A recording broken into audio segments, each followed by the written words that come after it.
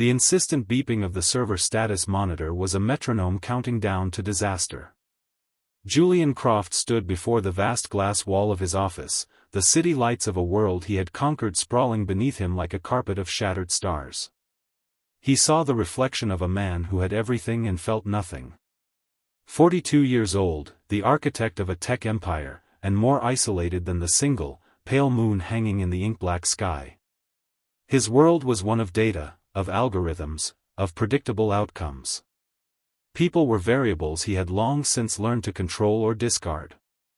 Then, the sterile silence of his evening was broken by an urgent call from security.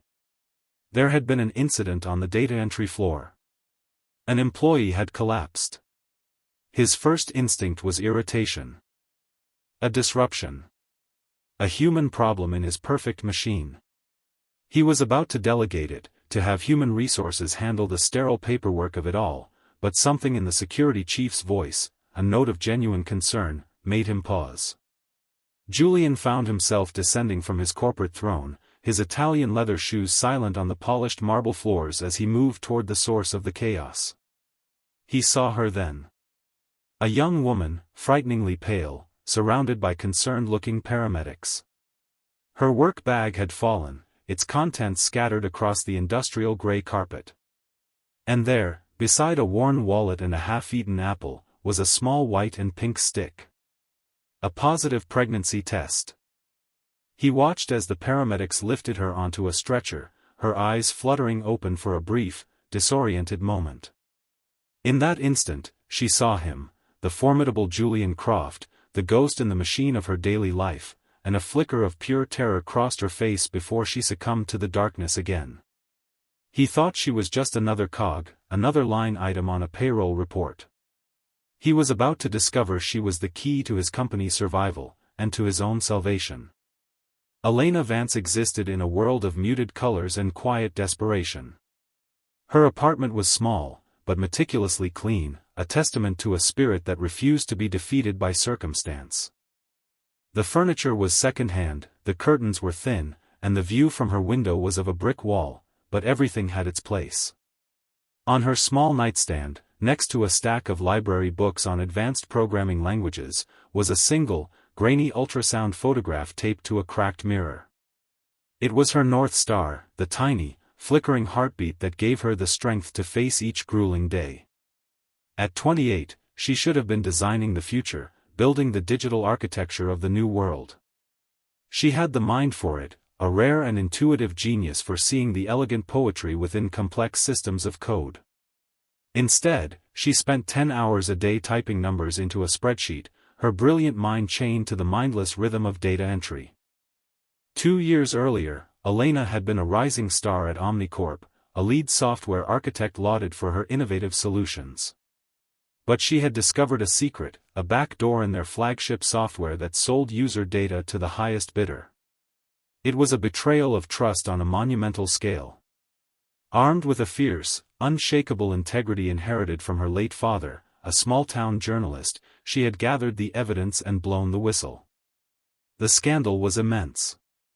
Omnicorp stock plummeted, executives were fired, but in the cutthroat world of technology, the messenger was punished just as severely as the perpetrators. She was quietly, efficiently, and permanently blacklisted. No company would touch her. Her savings dwindled, her professional contacts vanished, and she found herself here, pregnant, alone, and invisible, working a job that paid just enough to keep a roof over her head but starved her soul. Julian Croft's life was the antithesis of Elena's. His penthouse was a monument to minimalist wealth, a sprawling expanse of glass, steel, and stark white marble that felt less like a home and more like a high-end art gallery where the art was conspicuously absent. His days were brutally efficient, scheduled down to the minute, his interactions governed by logic and leverage. He had built Ethelred Technologies from a two-person startup in a garage into a global behemoth, fueled by a relentless drive that left little room for human connection.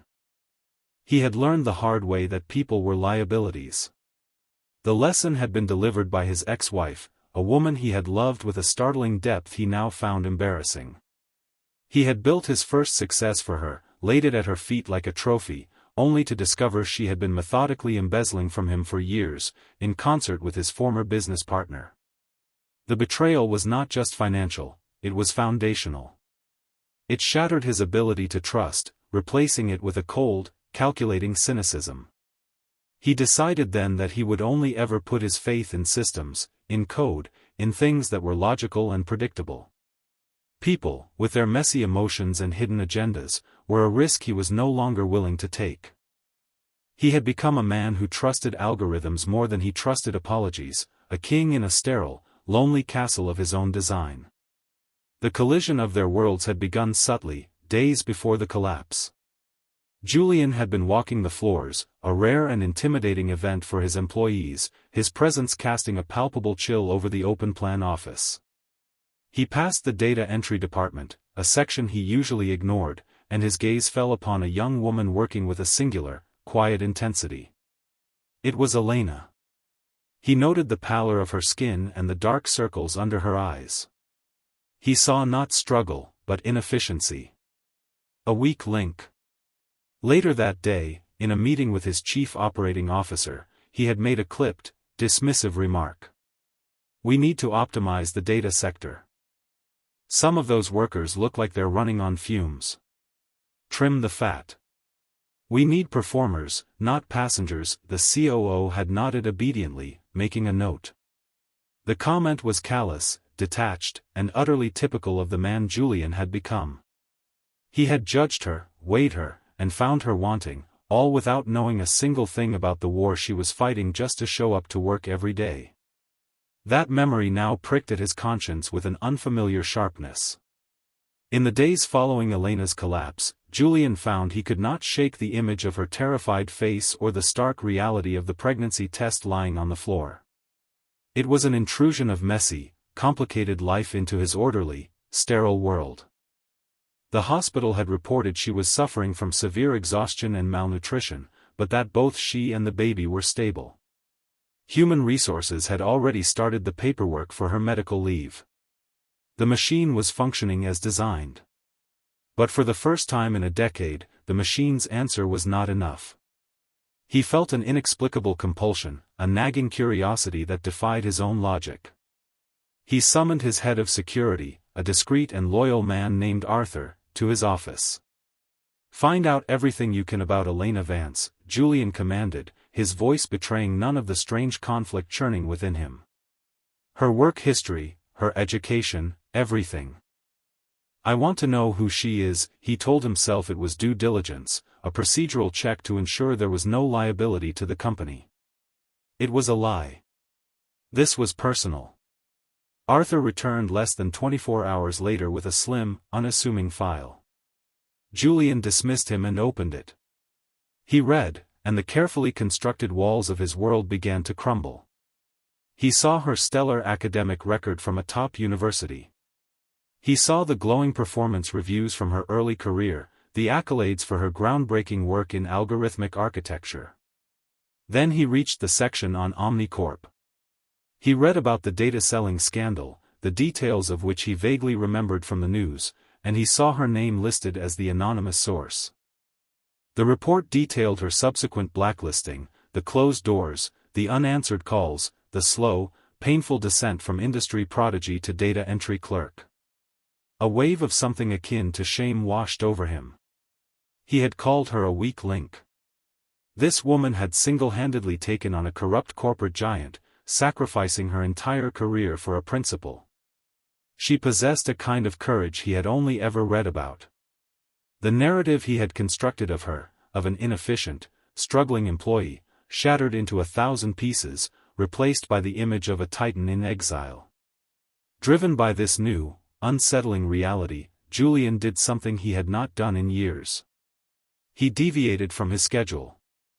He got into his gleaming, silent electric car and drove.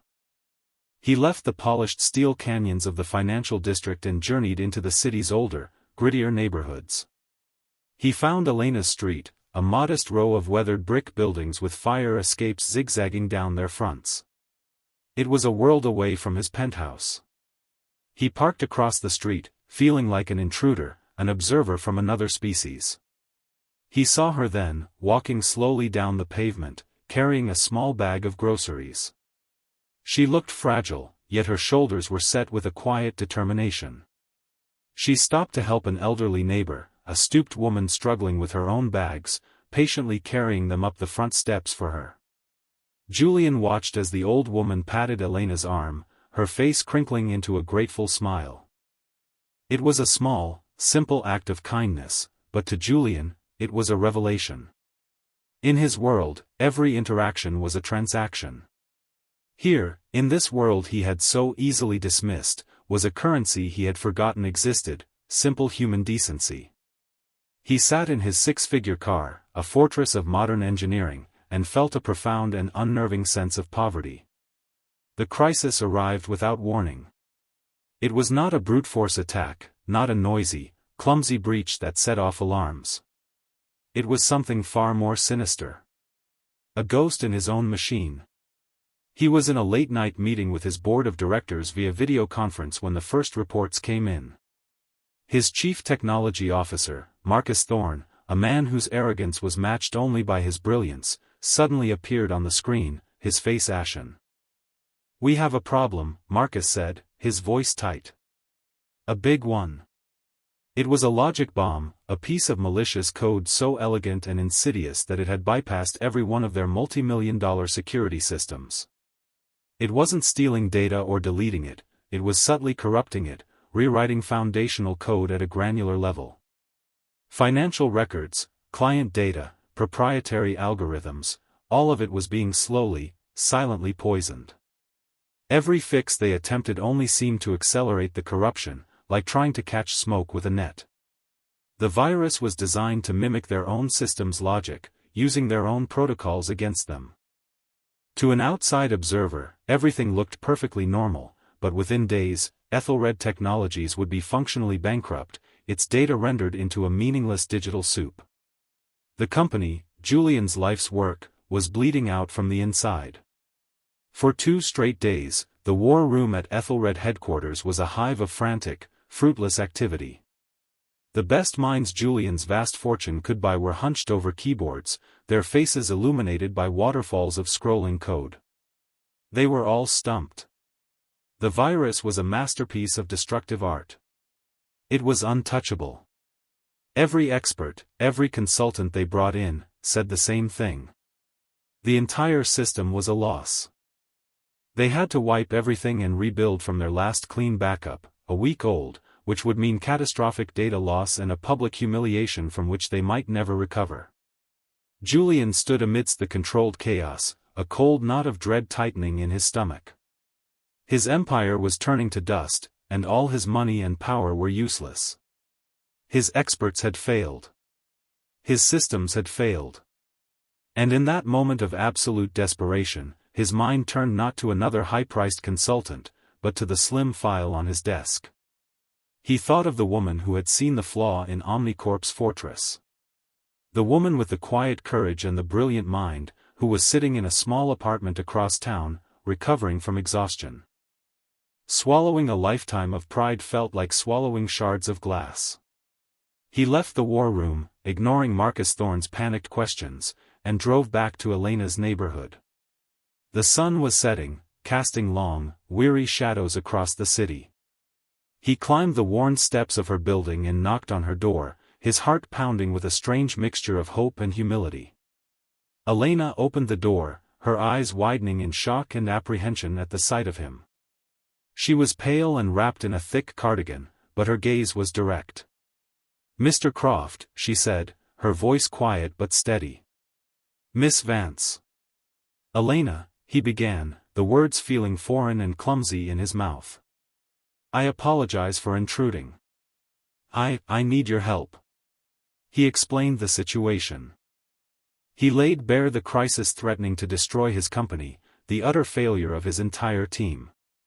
He didn't hedge or minimize the disaster.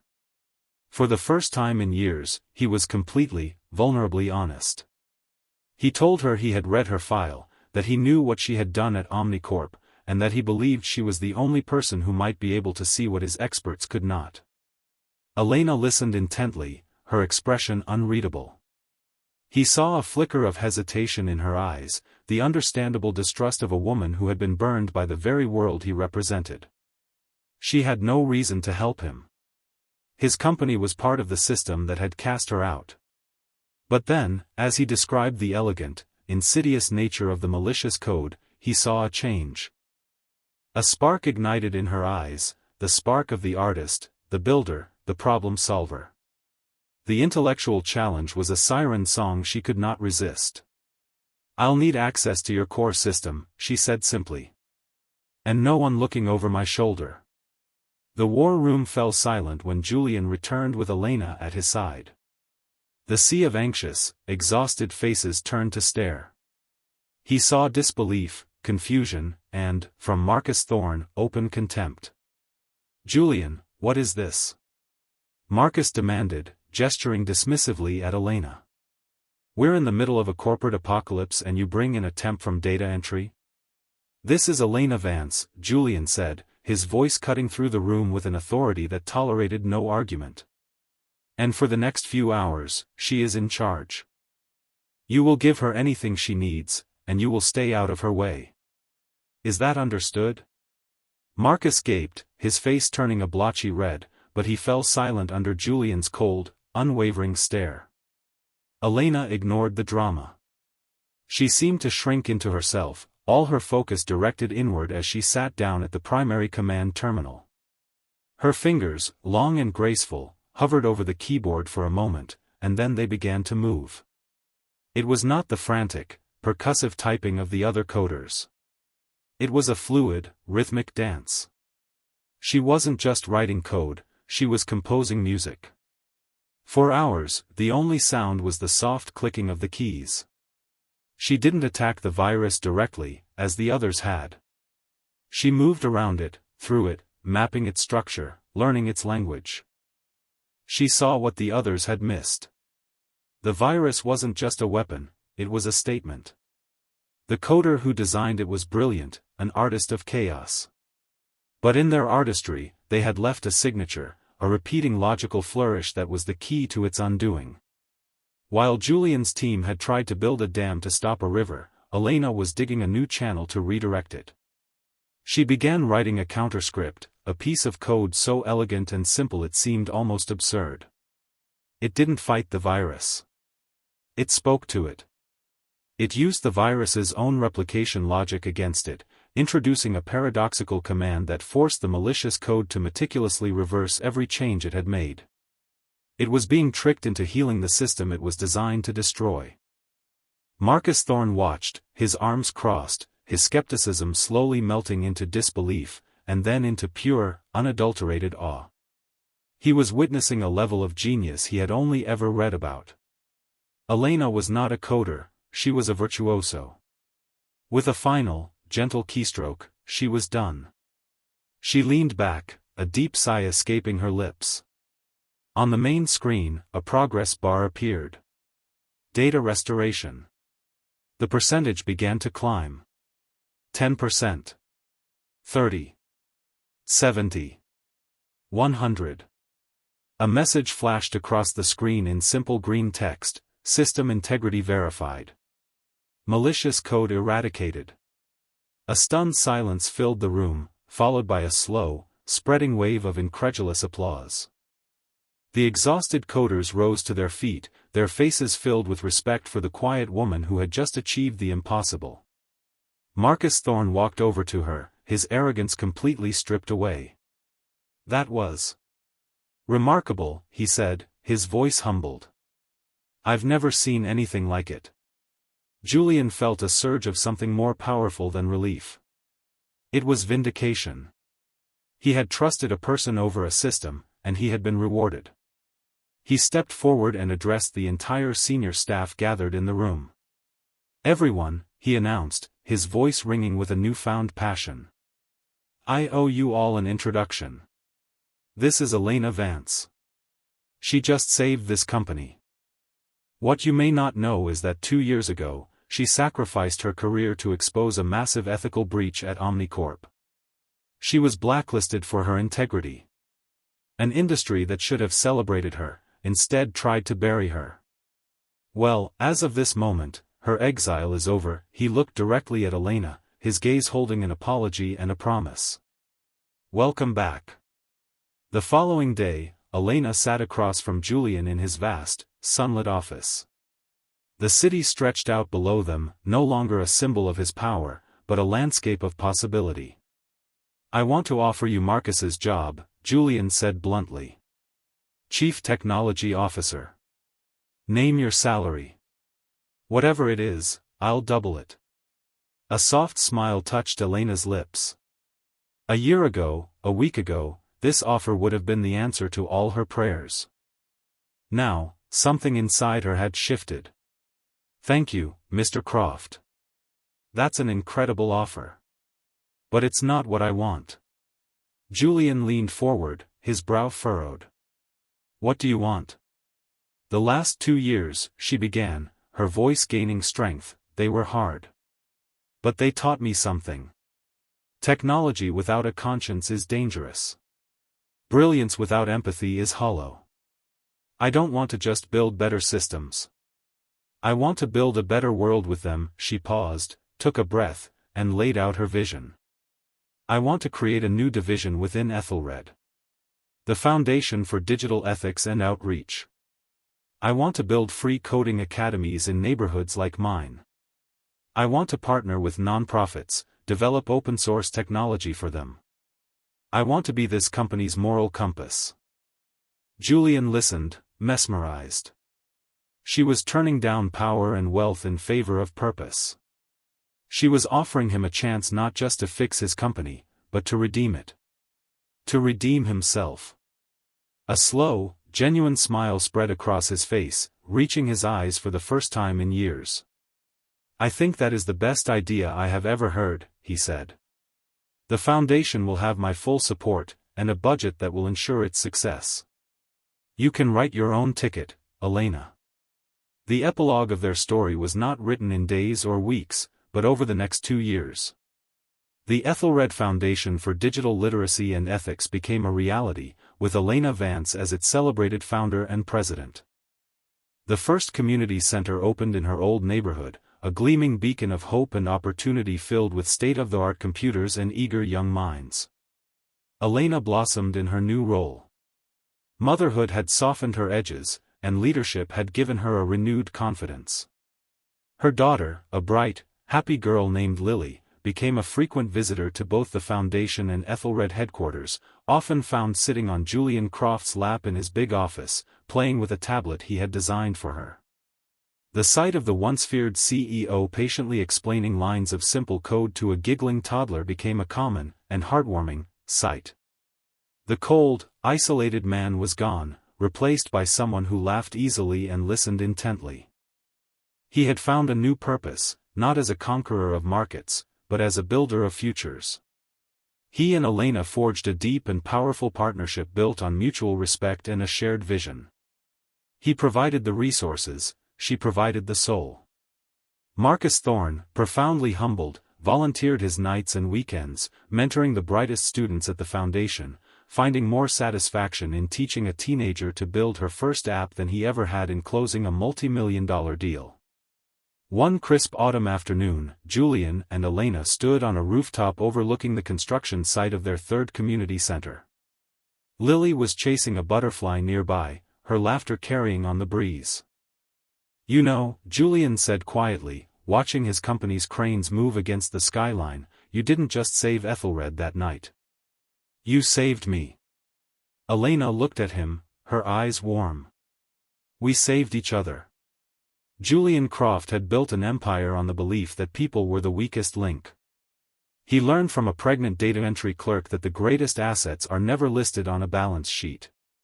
He discovered that true strength is not the absence of vulnerability, but the courage to embrace it. He learned that the true measure of a person is found not in their title, but in their integrity, and that a single act of compassion can rewrite the code of our own lives, creating a new and beautiful program we never could have imagined.